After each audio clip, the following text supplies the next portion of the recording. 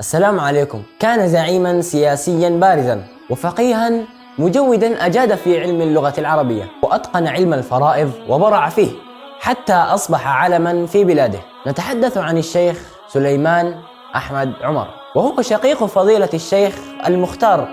أحمد عمر مفتي إريتريا الأول وأكبر علمائها على مر تاريخها. ولد الشيخ سليمان في عام 1895 حيث حفظ القرآن الكريم مبكرا على يدي والده الشيخ أحمد عمر رحمهم الله جميعا، فتفقه في الدين وتعلم أغلب العلوم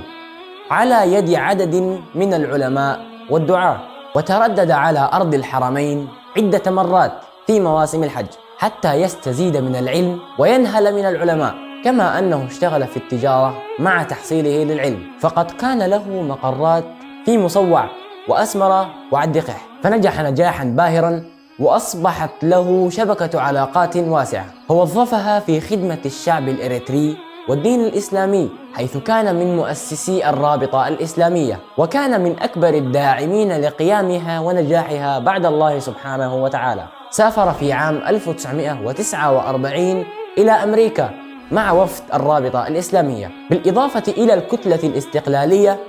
للدفاع عن بلادنا الحبيبة، كما أنه كان من المتطوعين بوضع مسودة الدستور، حيث عكف مع عدد من الخبراء والقانونيين لذلك. اختير في عام 1954 في لجنة توحيد القانون الإريتري عبر نواب الجمعية الإريترية، ووافق بعد تردد. وبسبب هذا النشاط الكبير والعمل الجاد والمتواصل من أجل رفعة بلادنا الحبيب إريتريا وسعيه الحثيث لاستقلالها، توجهت